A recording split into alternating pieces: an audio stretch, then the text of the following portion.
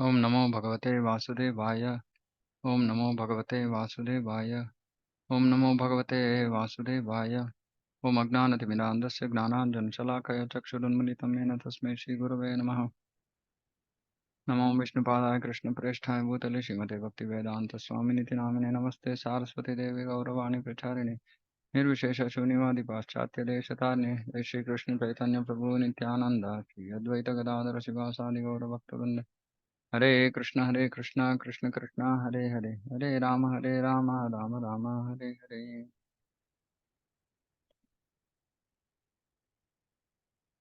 Hare Krishna. Okay, teachings of Queen Kunti, chapter 10. The property of the impoverished.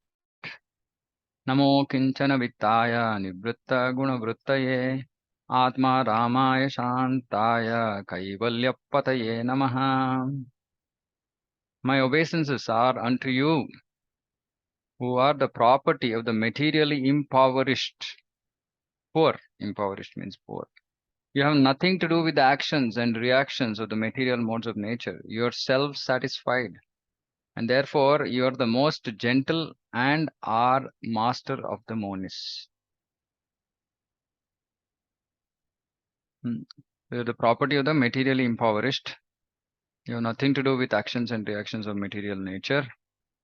You are self-satisfied, and therefore you are the most gentle and are master of the monis. A living being is finished as soon as there is nothing to possess. A living being is finished as soon as there is nothing to possess. Therefore, a living being cannot be, in the real sense of the term, a renouncer. A living being renounces something for gaining something more valuable. A student sacrifices his childish proclivities to gain better education. A servant gives up his job for a better job. Similarly, a devotee renounces the material world not for nothing, but for something tangible in spiritual value. So Prabhupada is saying a devotee renounces material world not for nothing. Not for nothing, meaning not for possessing nothing, but he's going to possess something. What is that? Which is something tangible in spiritual value. So he gives up something tangible in material value to gain something tangible in spiritual value. Tangible means measurable, that you can experience. So this is an important statement. Many a times devotees find it very difficult to give up some of the material habits, material attachments, material conditioning, etc. But we should understand that the motivation for us, why do we want to go through this, giving up all this, renouncing some material world business?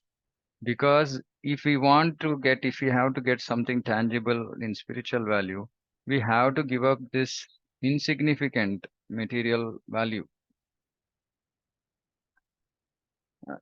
And we cannot have both. We cannot have both because it's an option, it's a choice. It's either the material world or the spiritual world. This is one of the things with mostly it's nature of people born in India. We want to have our legs on both boats. We'll say I want to be here also and there also. And many times devotees ask this question saying that how do I balance material life and spiritual life?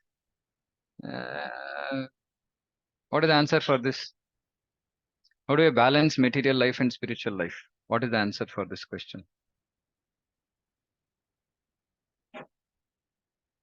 Anybody wants to try? I think satata prayatna and druda nishchaya. Okay. Prabhuji, I think the example that or the instruction of Bhakti Vinod Thakur that you give that we have to follow the 8 hours and 16 hours principle.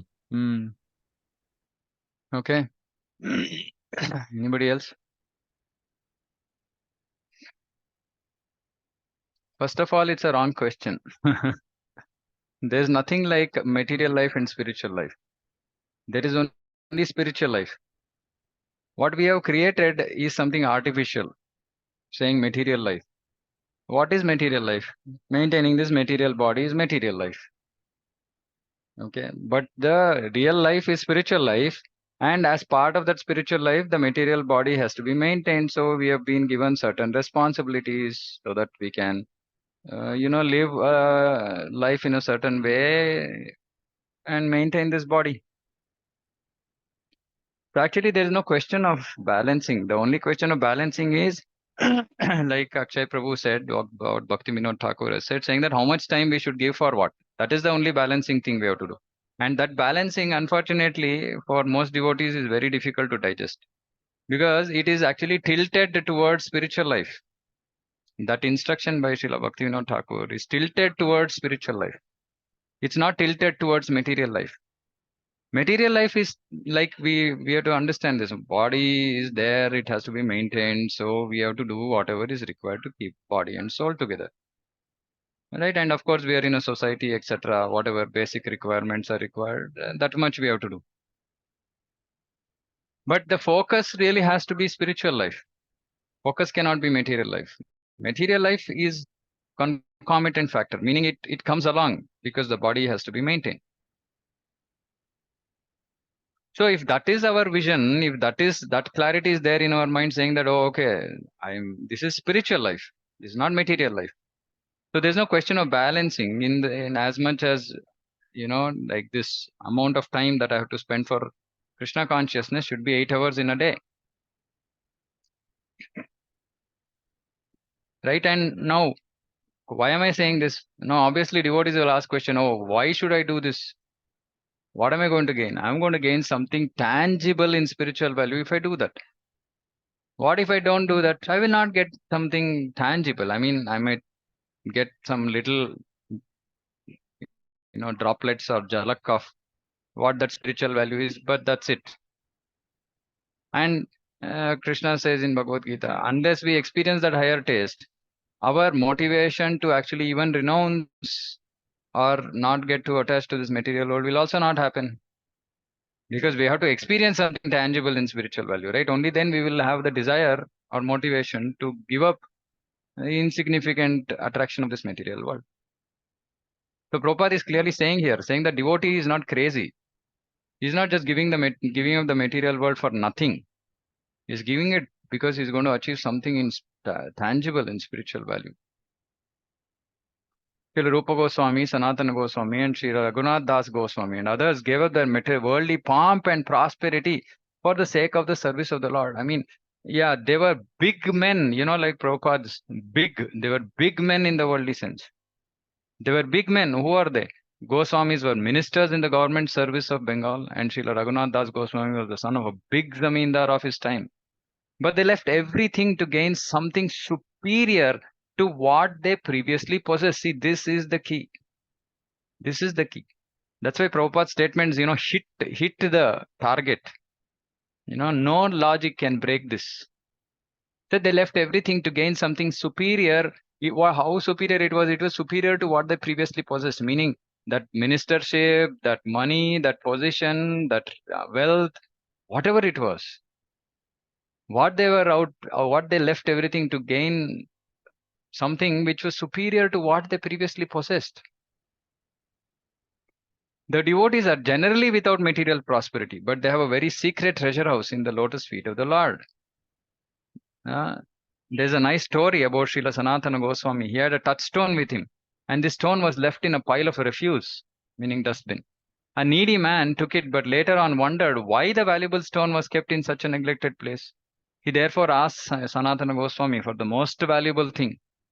So this story is very nice, right? So this one man goes to Sanatana Goswami. Normally, Prabhupada keeps saying, people come to sadhus and ask for material benefits. So this man went and he said, like, I'm so much of poverty. What should I do? And Sanatana Goswami says, see, there is one gem, one touchstone outside in that, garbage.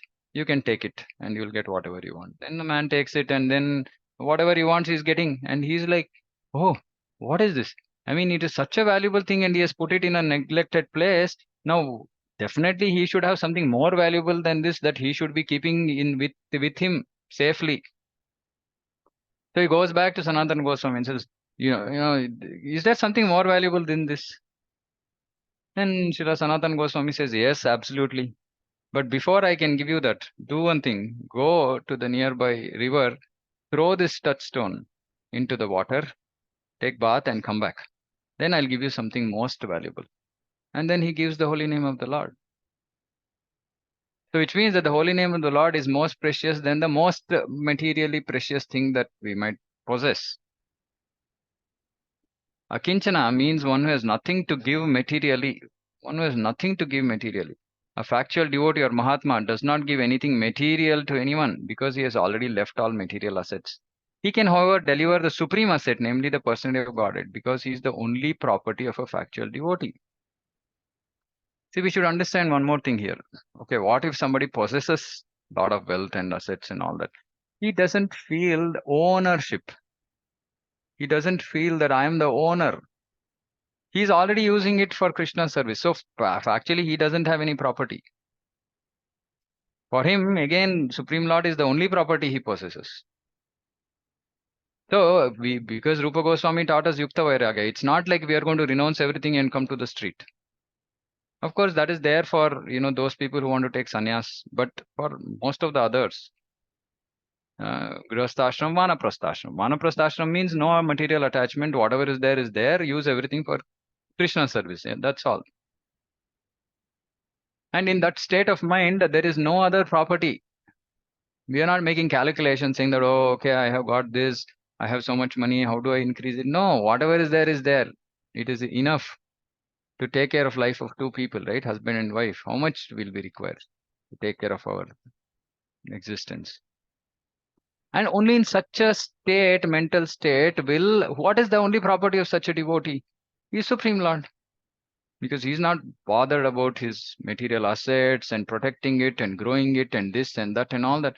So what is going on in his mind all the time? It's only Krishna. That touchstone of Sanatana Goswami, which was thrown in the rubbish, was not the property of the Goswami. Otherwise, it would not have been kept in such a place. This specific example is given for the neophyte devotees just to convince them that material hankerings and spiritual advancement go in together. See, powerful Prabhupada is tagging the devotees who are materially attached as neophyte devotees. Clearly. And it's saying that this is for the neophyte devotees just to convince them that material hankerings, I want this, I want that, I want this, I want that.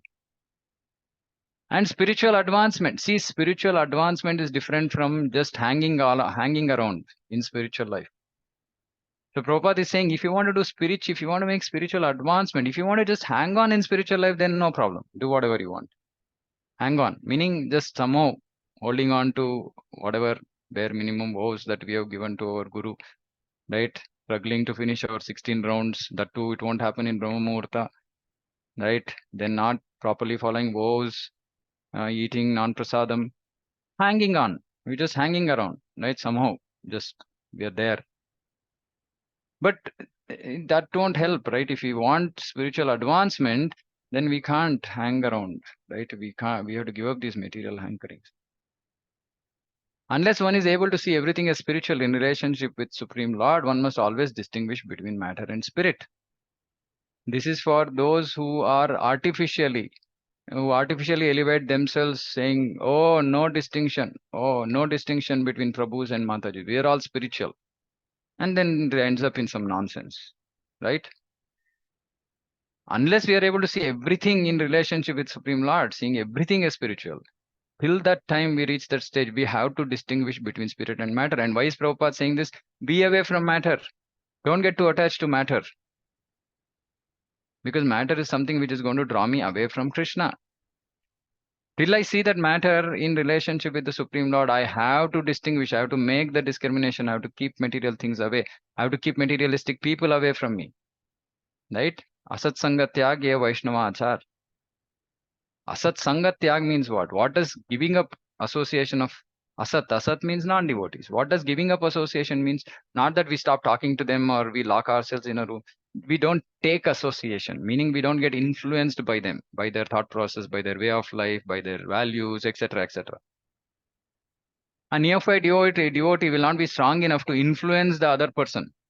So when a neophyte devotee comes in close contact with non-devotees, then he's influenced. But a Madhyama Adhikari or Uttama Adhikari will influence that non-devotee to become a devotee.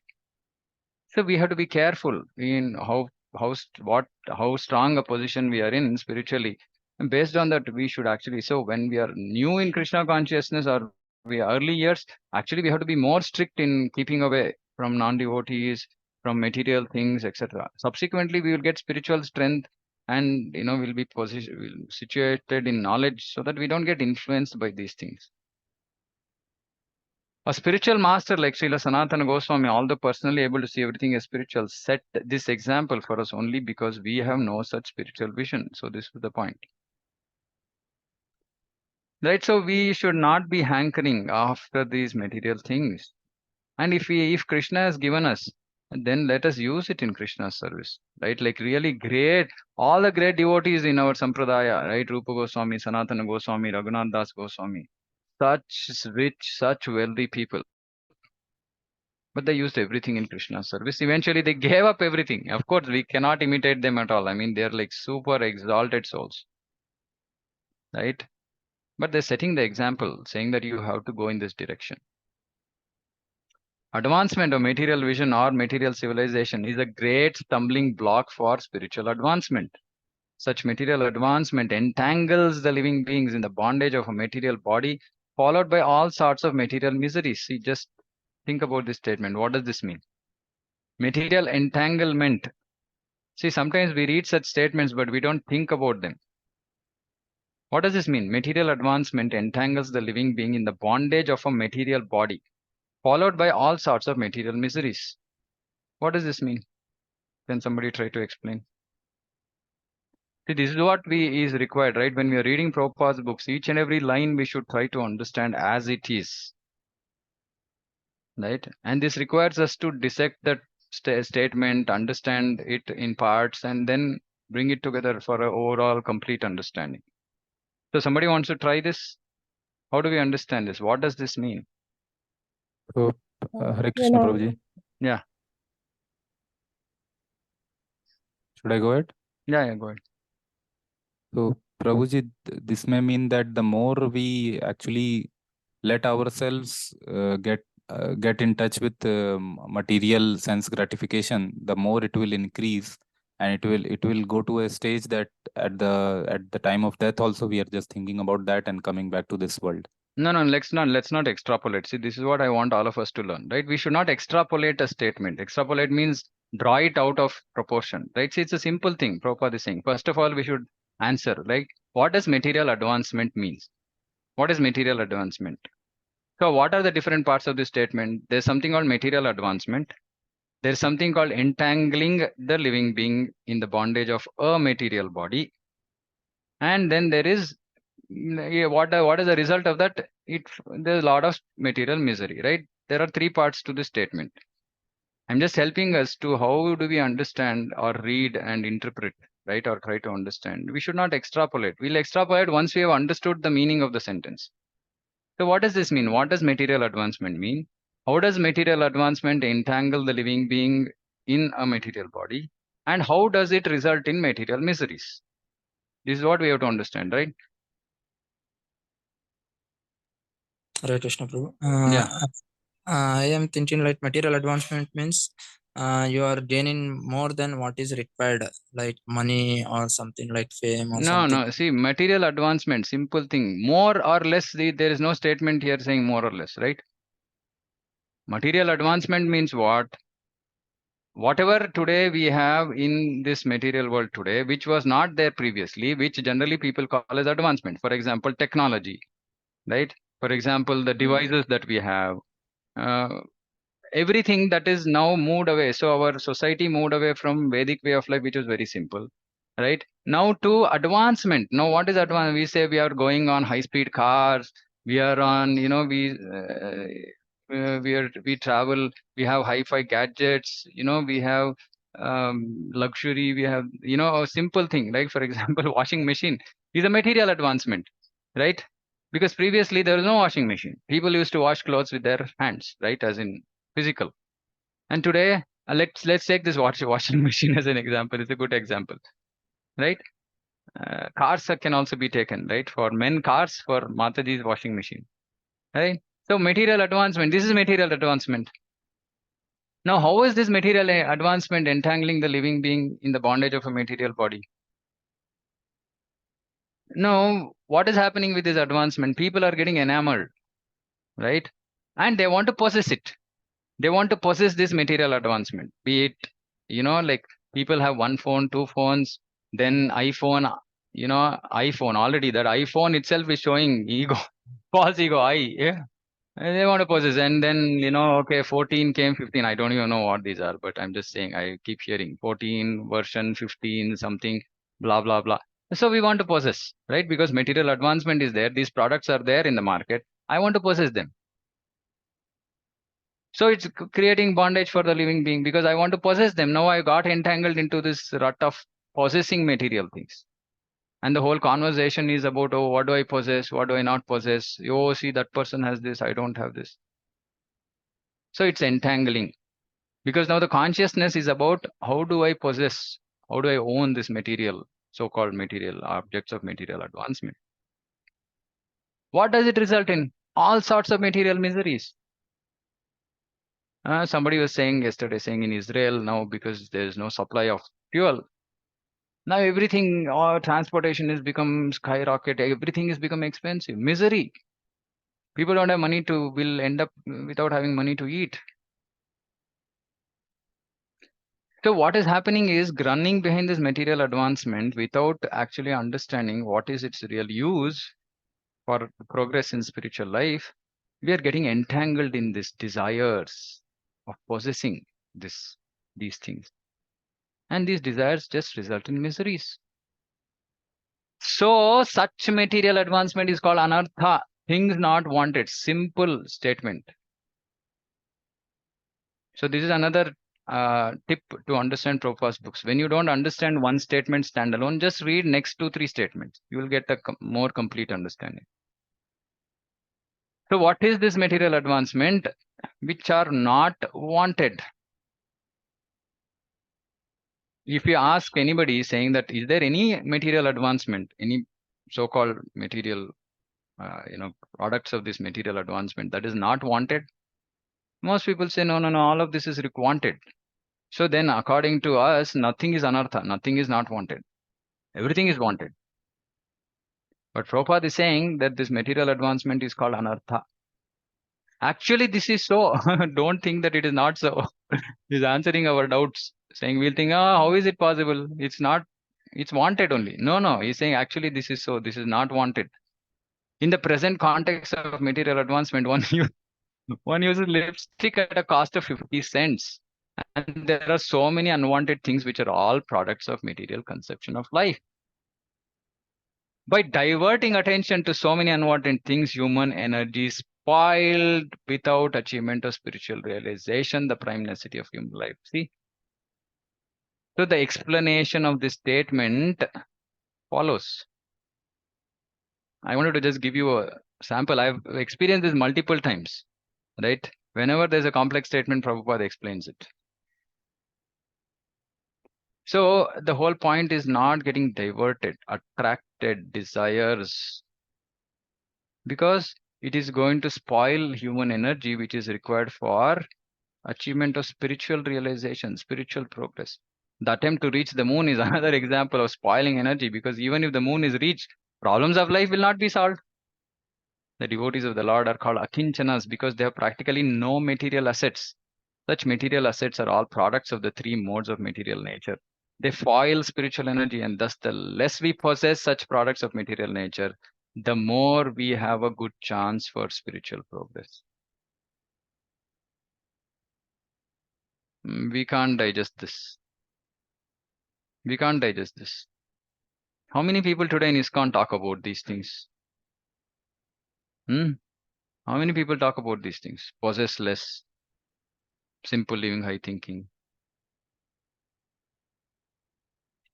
It's a very clear direction. The less we possess, the more we have good chance for spiritual progress. I mean, it's a simple thing that we see, like I see at home, right? Okay, there are 10 things to take care of if you're living in an independent home, etc. Then, you have so many things to take care. And just focus every day, something or the other keeps getting conked off or some problem, something, like time is just simply wasted. So we should reduce these possessions to whatever minimum basic required. For example, I keep giving these examples saying that people do shopping, so much of shopping that they open their wardrobe. I mean, things are falling off, they're falling out. So much of stuff. And same thing, house, get stuff, get stuff, get stuff. There's no place to keep. Then they'll say, "Oh, this house has become very small for us. Let's get a new house, bigger. We get one more room extra for dumping all this unwanted stuff." So we should possess how much ever is required. And Prabhupada is clearly saying lesser we possess, better for spiritual progress. And that is the reason. See, in Grihastha ashram, we might argue saying, okay, all these things are required. Okay, fine. So let's at least make progress towards Vanaprastha, no? Where at least our material needs should reduce. Sometime it has to reduce, Baba. If it doesn't reduce at all, are we going to take these things with us? Where are we going to, how are we going to make spiritual progress? So it's not that, we have to come to the road, right? But we just have to try and keep our material requirements and material needs as less as possible. One of the things, the examples I give to Prabhus, it's not like everybody has to follow, but my job is to tell. Hmm. See this, Prabhupada for men generally, right? What is the dress code? Dress code was very simple, white. And then those who are, brahmacharis or who are going towards full celibacy, life of celibacy, saffron, right? Sannyasi, saffron. That's all, only two colors, white and saffron. Now, if suppose say your wardrobe is only white, of course, nobody here is saffron. So assume it's only white. And it's so easy, right? Today also white, tomorrow also white, day after also white. Now, how do we? Nobody will even bother to think, okay, how many how many sets of clothes does this devotee have? Because it should be the same white, right? Simple, like whatever is standard white which is available. Then what happens? You will possess very less clothes. Even if you have 4 pairs of dhoti and kurta, more than enough. Simple, right? Like, why do we need then? Why, if we get one color in the wardrobe, oh, I have brown, okay, then let me get green, then let me get blue, let me get black, let me get this. So that's all. It just increases. It's simple. See, Prabhupada has actually made our life very, very simple in Krishna consciousness. But we don't. Nowadays, all of this is like talked about as old fashioned. Old fashioned. I've seen like big preachers. They come in fancy, they dress themselves in a fancy way. And what will people do? People will also see, oh, he's such a big preacher and he's wearing this kind of dhoti or kurta. Oh, okay, now it becomes fad. Like, people want to follow this. No, people will also start wearing some fancy kind of clothes, right? We're not required. Prabhupada did not teach us all these things. But because we don't have Yukta Vairagya, we don't want to possess less. We are stuck. Anyway, I mean, that's why AC Prabhupada's books are so powerful. The more we want to get influenced by them, right? More we want to get impacted by these straightforward, simple, clear statements. Life becomes very, very easy. No confusion. No confusion. Because we understand that each and every statement Prabhupada is making is for spiritual advancement, not for material advancement, very clearly. If you want material advancement, we can't come to Prabhupada. We can't come to Prabhupada. Prabhupada has never talked about material advancement ever in any of his books. He didn't say that come to the street, right? But his focus is always, he always talks about material advancement and giving up unnecessary, useless material attachments. Okay, so I'll stop here. It's 9 o'clock. We can continue from here. Okay, if there are any questions anybody has, please ask. Prabhuji, Yeah. Sorry, can you please, I missed that. Can you please just explain you were saying there is no material, this thing, it's all spiritual life. Can you just explain that? Yeah. I missed on to that line, please. Yeah. So I was saying when we read Prabhupada's books, right? Prabhupada's books are always focused, his purports, etc., are always focused on spiritual advancement. Right? We've never seen Prabhupada write anywhere saying that, make material progress. Right? And at the same time, our acharyas have told us, okay, whatever material progress comes, use it for Krishna.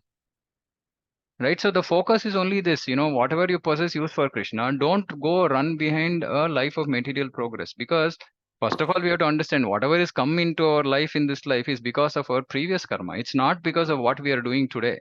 Actually, most devotees don't understand this philosophy or accept this philosophy, saying that Janma Ishwarya Sutashri, this Janma, good birth, Aishwarya, wealth, Suta, good knowledge, education, and Shri, good beauty, is all just a result of our previous punya. It's not a result of this life's activities, this life's actions. And unfortunately, our this modern way of life thinking has made it look like, you put your effort, you get the result. But unfortunately not. Right? So whatever we possessed, it's just a result of our previous punya, and we should first of all recognize that. Second thing is that what do I do with this life? What do I do with the energy of this life? Please use it for spiritual advancement. So this is what our acharyas have taught us, right? Today's time should be used to focus on spiritual advancement. Whatever has come to us by virtue of our previous good deeds, etc., use it in Krishna's service. And that's how we make spiritual perfection. Right? But unfortunately, our focus is completely reverse. Right? First of all, we don't understand or accept saying that these things that have come to me are from my past punya. We think we are the doers, and whatever I'm doing in this life is what is giving me this. And so we engage a lot of our time in just trying to increase our material assets. So then what happens? Obviously, there's no time for spiritual advancement. So we have to understand tattva. We don't understand tattva, then we go in the wrong direction. And this is why just simply understanding, first, second chapter, third chapter, fifth chapter of Bhagavad Gita properly, simply understanding karma yoga, actually we will get out of this mental entanglement about, work like a donkey, right? But unfortunately, people have not read Prabhupada's purports for these chapters, because it's very difficult to understand and digest. So we have to just open our minds and read Prabhupada's books. Then philosophy becomes very clear, right? And we don't have to interpret it our own way. See, it's okay to come to a position when we read Prabhupada's books, because when I used to read Prabhupada's books in initial years, I used to feel, oh, this is so difficult to do.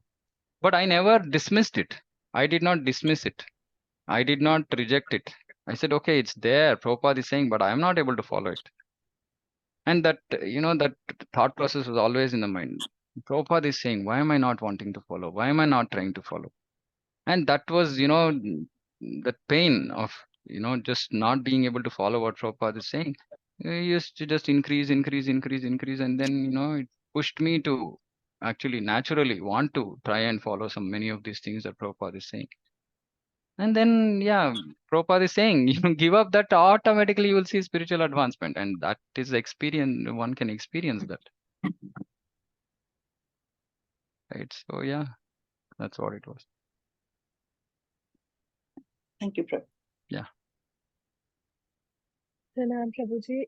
Prabhuji, could Mataji. you please explain the first line of the purport, like a living entity? Now the screen sharing has stopped. So I cannot. A living being is finished as soon as there is nothing to possess. Yes. I mean, basically, Prabhupada is saying that, we have to possess something. We have to possess something. Like the material possession that stopped. Yeah, I mean, we have to possess something. No, either we possess material things or we possess spiritual things. So Prabhupada is saying you have to possess something, right? Right. If you don't want to possess spiritual things, you will want to possess material things. So that's why he's saying that you give up insignificant possessions of this material world and try to possess the significant, tangible things of the spiritual world. It's, I mean, it's in another way of saying that Atma cannot be desireless. That's what Prabhupada is Absolutely. paraphrasing in Right. some way, right? So Mm. we cannot be desireless. We have to have some desire. Let it be spiritual desire, then material desire will automatically reduce. Okay. Thank you, Prabhuji. And Yeah. one more thing, Yeah. the line you explained that material advancement leads to entanglement and miseries. Yeah. So, is it in that context also like more we are advancing, more diseases and everything we are getting, like ACs, air conditions, and things like that? Our lifestyle is Yeah. changing and it is bringing more miseries in form of diseases also. Yeah, I mean, So, all kinds of complications, right? Like, see, simple thing. I was giving that example of washing machine, but then I thought, Matajis will hit me, so I kept quiet, right? Like, see, previously no, people used to, Matajis used to just their health, right? How would they maintain their health? Simple thing, they used to wash right, clothes, right. Mhm. they used to sweep the floor, they used to mop, everything they used to do, right? Where is the concept of course, very rich people used to have servants, etc. But general, I'm saying like general people. And they used to do all this themselves. Right now, what do? We get washing machine, we get what is it, vacuum cleaner, or we'll have some maid to do all this, right? And then what do? We go to the gym, Right. right? So I mean, it's a simple thing, right? Now, so much of health problems, right? Why? Because natural way of life we've given up. Where do people walk today? And there's not. I mean, you're always either on a two-wheeler or a car or something, right? So advancement, material advancement. Then we go to doctor. Doctor says, "Oh, you have no exercise, sedentary lifestyle. Do this, do that." Then we go to a gym. We go for a walk. We do this. So it's simple thing, right? We've adopted all this material way of life, which is actually spoiling our health, right? Then of course this is a big discussion, right? Then what about food that we are eating, right? All machines, right? Tractors, this, that, and nowadays people who are trying to do this organic, they say, "Oh my God, soil is killed." I mean, it'll take for if we have to rejuvenate the soil to natural position levels, it will take us 4 or 5 years. Who has money to invest? Who can just sit without getting any results from the field for 4 years, 5 years?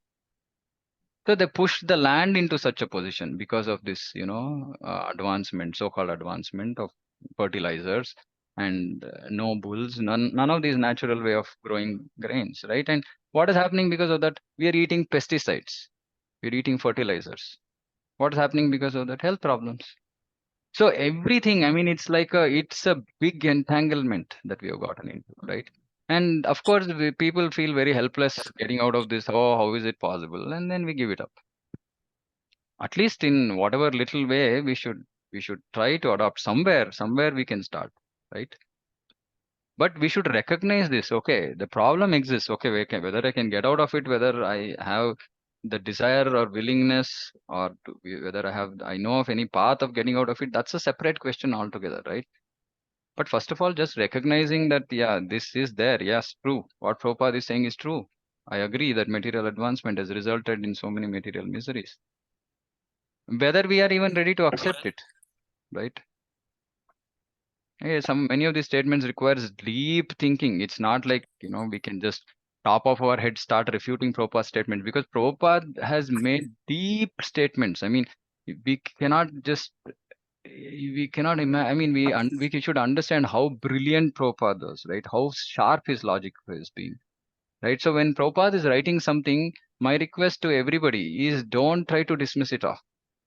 Right, Mananam, we should keep thinking about it. Maybe it will take us days, months, years for us to reflect and really understand and accept what he's saying. Hmm? Prabhuji, one more thing, Yeah. the we discussed that less material things we possess, it is easier to advance in spiritual life. Hmm. But in family where my situation, like all are like materialistic and they don't understand the philosophy and they expect you to be like well dressed and up to date and things like that. So how do we keep Yeah, just not being attached to it, that's all.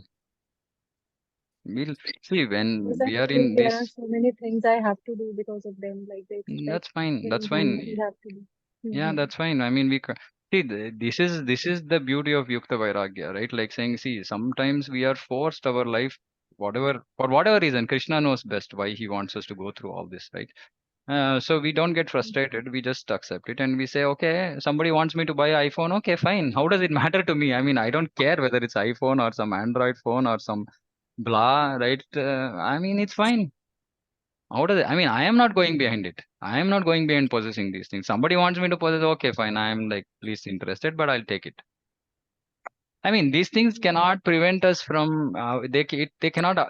See, it's just how much absorption we have in these things, right? That's the point. That is the whole thing about Yukta Vairagya, right? You see, there's one when Srila Prabhupada went to Australia first time, right? He is the news article was Swamiji is Rollsing out of Australian airport. He went in a Rolls Royce. I mean, like unimaginable, right? Srila Bhaktisiddhanta Saraswati Thakur, he used to go in like dressed in the most opulent clothes in the best of cars. He used to go for preaching programs.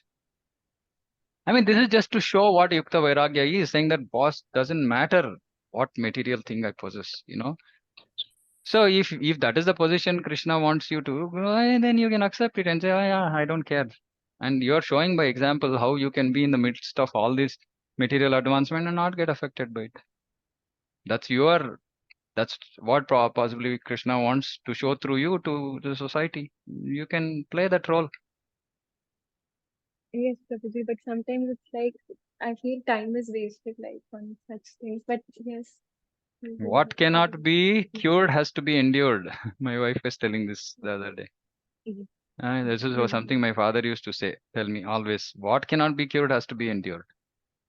Right? We Yes. cannot keep Thank running you away so from much. these situations, right? We cannot run away. Thank you. Whatever it is, it is. I mean, day before I put something on the group about frustration and how our material Yes, life can yes, push us yeah. to a It was corner. very nice. Yeah, I mean, it's To something follow I and was don't get agitated. yeah, I was looking Mhm. for it myself, right? So and timely, always I've seen this whenever I have like some serious thing, troubling me in my mind, I'll get answers from Prabhupada, which is basically these are what my Guru Maharaj sends on a daily basis. Prabhupada talks, so which I share in the group. So timely, very timely. It came. I was frustrated because of something, and it came and said, "Yeah, don't get frustrated. Just accept everything and go on." I said, "Okay, great. Thank you, Prabhupada." It's so simple, it just irons out our, unentangles us in our thought process and just says, okay, Krishna wants me to just go through this, fine. This is And very helpful, this quotation. yeah, What and cannot be cured. previous day Very. Prabhupada said, don't worry, he'll save you. Two statements back to back. First day message was, you go back to the group and see. First day's message was, Krishna will save you, don't worry. Second day's message was saying that just tolerate till Krishna saves you. Or Krishna is saving you, just tolerate. Don't get frustrated. So over end of all how we have to deal with all our life's problems in two messages from Prabhupada in 2 consecutive days. Over. That is so powerful in Prabhupada's Very words. nice. Thank you, Prabhuji. Thank you. Yeah, Hare Krishna. Okay, we'll close. Okay. Srila Prabhupada ki jai. Vancha kalpatarubhyashta kripa sindhubhyo cha patitanam bhavanebhyo vaishnavebhyo namo namaha koti vaishnavebhyo. Hare Krishna. Hare Hare Krishna. Krishna. Dhanyavad. Dandavat Pranam. Hare Krishna. Dandavat.